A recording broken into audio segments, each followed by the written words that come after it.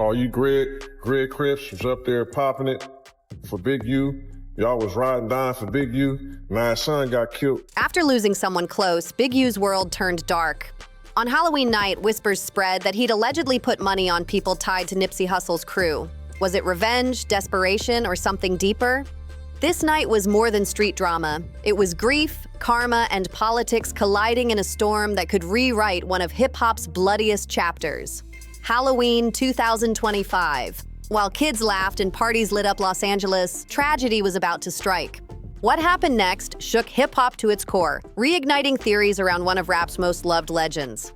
Now, they reported, oh, well, he got killed in Hooverhood. That is not our set. This isn't just another story of violence. It's about karma, retaliation, and the dangerous ties between street life, hip-hop royalty, and federal investigations. Eugene Big U Henley, music executive, community leader, and alleged Rollins 60s figure, lost his son, Jabari Henley Ron, that cold October night outside a smoke shop on 8th Avenue in South Los Angeles' Hyde Park neighborhood. Underline a spot in South LA that turned into ground zero for wild rumors and non-stop finger-pointing online. That's where this all exploded. That is not. Anybody that's familiar with gang culture and areas know that area is not our area. That area is actually called Pimp Central, right? This, what's the rap dude name? Sad, what's his name? Big Sad. That's where the liquor store that he did the video in front of, that's the same place. All the pimps hang out down there. Hoovers are not allowed there, first and foremost. Jabari, 25, an aspiring rapper who went by Baby Wee, was reportedly struck multiple times in what authorities described as a drive-by, according to early reports. He was rushed to the hospital fighting for his life, but sadly didn't make it. As of this script, no arrests have been announced, and LAPD is still looking into the motive with no immediate info on suspects or the car involved. Here's where it gets darker and more layered. This wasn't just any young artist caught in city chaos, and that's why the internet went into overdrive. Jabari was the son of a figure whose name has floated through conspiracy talk, legal paperwork, and industry whispers for years, which only fueled the buzz around the case. That section right there is not ours. 62nd and Figueroa, I believe. It was 69th. In Figueroa. He was grinding as a rapper and was one of Big U's children trying to carve his own lane in the middle of a complicated legacy. Big U also has another son in the spotlight, Los Angeles Chargers linebacker Diane Henley, adding even more public attention to a family already dealing with heartbreak under intense scrutiny.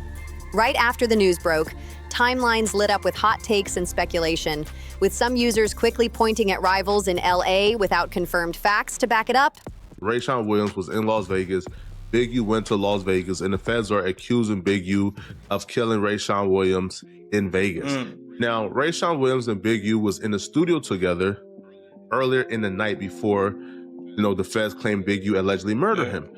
So the feds will list out ways that Big U went above and beyond to conceal, hide, and really throw the feds off in their investigation. But that narrative didn't sit right with everyone, and a later interview that went viral flipped the script in a major way. Hoover rep Gumby stepped in and shut down that theory, laying out the real map, boundaries, and on-the-ground details of where the incident happened and why the early chatter didn't line up.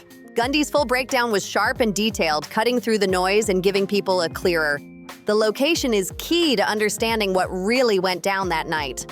The spot near Figueroa and 69th Street, according to Gumby's breakdown, wasn't Hoover territory at all. Now, being that this individual, Big Huey, I've heard of him, a few homies, my young nephews and shit, they know who he is, he's somebody to be respected. So if someone would call you to the car in the middle of the night, you would only walk to that car if you knew who that person was. But the most chilling part of Gumby's interview was his theory about what truly happened. And it wasn't some random drive-by or rival gang hit. He hinted that Jabari might have known his killers, that he approached the car himself because he trusted who was inside. In street terms, that's called getting backdoored when someone from your own circle sets you up. It's the ultimate betrayal, and if Gumby's theory is right, this tragedy wasn't about rivalry at all. What happened was way more sinister, linking straight back to events 6 years earlier and sparking a flood of conspiracy talk, federal probes, and rumors of karma coming full circle. At the time of his son's death, Big U was behind bars. I'm pretty sure he's well abreast of gang politics and gang area. So he went anywhere unarmed. So who was with him? Why would he walk to the car if he didn't know the people? So that leads me to believe that he was backdoored. The former manager of Nipsey Hussle was facing serious federal charges, accused of running an organized scheme involving extortion, fraud, and even ties to a 2021 murder case, making his situation even heavier. That detail fueled wild theories about why Jabari might have been targeted. He was in the entertainment game too and had reportedly just been on set for a Snowfall spin-off pilot, where actor Gail Bean later paid tribute to him. Jabari also left behind 2 young kids and a heartbroken family, including his brother, Chargers linebacker Dion Henley, who found out hours before taking the field against the Titans. Even through heartbreak, Dion Henley showed strength, recording a sack, pointing to the sky and shouting, "I love you!" All you Greg Crips was up there popping it for Big U. Y'all was riding down for Big U. My son got killed. Why you niggas ain't sliding, bro? All you niggas up there popping it, my nigga. All you Greg Crips was popping it, my nigga. When Big U was out here, now his son get killed. Big U can't slide. So what y'all gonna do? He later said playing helped him cope and honor his brother's memory. But as fans and the hip-hop community grieved, one old theory resurfaced, and the one that's haunted Big U's name for years. Was this payback? Karma? A shadow of Nipsey Hussle's legacy coming back around? To understand why people linked Jabari's death to retribution, we have to rewind to March 31st, 2019, the day that shattered hip-hop. Nipsey Hussle, born Ermias Asghedom, was gunned down outside his Marathon clothing store in South Los Angeles. So this is gonna probably be my last video. I'm gonna go turn myself in to see what's going on. They talking about I'm a fugitive, so they just raided all my houses. The world mourned. Thousands filled the streets as he was celebrated as a hero and visionary for his community. His killer, Eric "Shitty" Holder, another Rollin' 60s member, was convicted of first-degree murder in 2022 and sentenced to 60 years to life. Many in the hip-hop world and online still believe Nipsey Hussle's death wasn't as simple as it seemed, and at the center of those theories stands Eugene "Big U" Henley. But y'all sitting it around getting people in trouble. Like y'all don't understand what the FBI do to black men who try to help their community. I ain't been nothing but a help to our community. But I guess it is what it is. His relationship with Nipsey was complicated. Part mentorship, part business, and eventually, major tension. Big U once described discovering Nipsey and helping shape his sound, guiding him from gritty street rap toward a more conscious, business-minded style. But things reportedly turned sour by 2018 when Nipsey refused to re-sign, leading to a heated fallout, even an alleged diss track aimed at Big U. That's when I started looking for Nipsey. My nephew, shortstop, told me to go find Nipsey because they have been trying to get on. You got Nip in the studio, you started feeling his vibe and understanding what he could do musically. How early on was it till you realized he was something special? Shit, I realized he was something special. That tension eerily mirrored Big U's later legal troubles tied to another artist in 2021, something investigators later highlighted as a pattern. Big U publicly addressed the rumors, insisting he was a victim of lies and online character attacks. But after Jabari's killing on Halloween 2025, things took a darker turn. The internet exploded with speculation, claiming it was retaliation for Big U's alleged connection to Nipsey Hussle's death. These weren't just random trolls. Clips surfaced showing people tied to Nipsey mocking Big U and even confronting him in prison after the tragedy, hinting at possible payback. Some insiders went as far as calling it a revenge hit, with police reportedly considering it part of ongoing gang tensions and old street disrespect linked to Nipsey's name. His brother was on his way to prison. They was losing the property that Nip was at.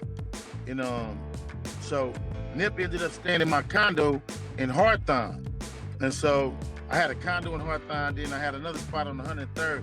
So we had got the studio equipment, put it in Hawthorne. Social media lit up, especially on X, where one viral video titled "Big U's Son Was Retaliation for Nipsey Hussle" gained major traction. Others tied the incident to Big U's rumored extortion beefs and issues with Nipsey's brother Black Sam, who also spoke out amid the chaos. Even former death row artist SKG accused Big U of being involved in Nipsey's murder, calling his arrest overdue.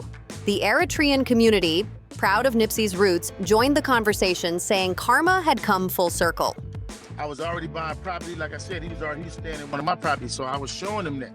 Theories about Big U's connection to Nipsey's murder have lingered for years. Rapper Loose Cannon once claimed on No Jumper that Big U was warned 30 minutes before the shooting, a wild allegation implying inside knowledge. Big U flat out denied it, sending a cease and desist, but the buzz only pushed federal eyes to look even closer. The viral video stirred tough questions about loyalty, street politics, and whether the Rollin' 60s were still standing behind Big U, especially with all the rumors tying him to Nipsey's death. I think 2 days after he was killed, Suge called me. And Suge said, get ready. And I'm like, get ready for what? And he was like, they're gonna blame you. And I'm like, man, they got the dude who did it. Like, why the f would they blame me? It's key to remember these claims are unverified, mostly fueled by social media, YouTube, and hip-hop gossip forums, with voices like Whack 100, Loose Cannon, and Charleston White keeping those conspiracy flames alive. No police reports have confirmed any retaliation connected to Nipsey, and Big U has repeatedly denied involvement in his death. But in the streets, perception can outweigh proof. Then you start seeing people building their platform off of saying this shit. You know what I mean?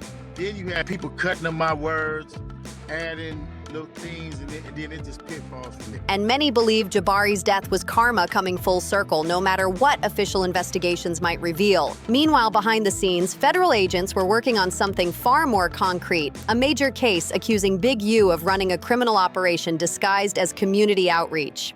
At the center was another shocking murder. Aspiring rapper Rayshawn R.E.W. Williams. The charges painted Big U as a man running a mafia-style operation, presenting himself as a community leader while allegedly silencing anyone who disrespected him. The murder of aspiring rapper Rayshawn R.W. Williams in 2021 became a key piece of that picture, showing what prosecutors claim was Big U's pattern of deadly retaliation. He got a letter from Obama. That nigga got 4,000 FBI, CIA, DEAs, and whoever. Ain't nobody had anything to do with that man's demise. Gonna be free. According to reports, Henley allegedly kidnapped Williams in Las Vegas after the rapper recorded a diss track about him. He then drove the victim to North Las Vegas, shot him, and left his body in a desert ditch near Interstate 15, just miles from the motor speedway. The parallels to the Nipsey situation were impossible to ignore, another feud sparked by music and pride. Court documents claim Henley and an associate, Sylvester "They" Robinson, carried out the hit, then tried to cover it up by clearing the studio, deleting footage, and warning witnesses to stay quiet. Rayshawn R.W. Williams was signed to Monique Music and once played football at Crenshaw High alongside Big U's son, Dion Henley, making the case even more personal. Prosecutors allege Big U ended up taking out his own son's former teammate and friend, a shocking twist in an already dark story. But that murder charge is just one piece of a massive federal case. Henley faces 43 counts, including racketeering, robbery, extortion, human trafficking, and embezzlement under the RICO Act. This the price of being black and trying to help somebody, trying to help your community and do what you can. You're just guilty because somebody else don't like you and then go on the internet and do what they want to, and y'all gonna promote it. The most damaging claim, that he used his nonprofit, Developing Options, as a front for crime. Between 2018 and 2023, the charity reportedly received over $35 million in city funds meant for youth programs. Money prosecutors say Henley siphoned into personal accounts and fake business deals, even defrauding donors and athletes like Draymond Green and Shaquille O'Neal. He's also accused of filing a fake COVID relief loan, claiming $200,000 in profits when his company actually lost money. Before his arrest, Big U tried to get ahead of the headlines, posting videos claiming he was being targeted and that his community work was being twisted against him. But prosecutors tell a very different story, one of manipulation, image control, and power. They allege Big U used social media, podcasts, and documentaries to build a reformed OG persona while secretly running an extortion network. And I used Developing Option as a front. Developing Option paid my bills. They paid my house note. They paid the bills for my family, the money I made as an employee for Developing Option. I never mixed that with nothing. I didn't manipulate nobody. I didn't steal nothing. We did PPP loans. We did 2 loans. And that's it. His appearance in Hip Hop Uncovered on Hulu even helped polish his public image, shielding him from suspicion. Investigators say his infamous checking-in system, and where artists and athletes supposedly paid for protection when visiting LA, was actually an extortion racket. In interviews, Big U defended the practice as street respect, but the feds claim it was all about control and money. On April 8, 2025, Henley pleaded not guilty to all charges in downtown Los Angeles. His trial is set for May 20th, and if convicted, he could face centuries behind bars given the scale of the case. The FBI has been probing the Rollin' 60s and the Big U enterprise since 2020, a long, focused effort to take down an alleged empire built on fear and influence. Alongside Henley, 19 other Rollin' 60s members were hit with federal charges, from drug trafficking to racketeering and firearms offenses. So where does that leave things now? A young life gone, a father behind bars, and a storm of conspiracy theories about Nipsey Hussle's murder roaring back stronger than ever. Federal prosecutors say Big U led a powerful criminal empire, while others still see him as a community hero who changed lives. The truth? It's buried somewhere in the middle. But one thing's clear: Los Angeles never forgets, and in the streets, every debt eventually gets paid. Was Jabari's death revenge for Nipsey? Did Big U really run a secret empire behind his charity? Or is this all part of a massive federal takedown? Those answers will unfold in court on May 20th, 2025. But on the streets and online, opinions are already set.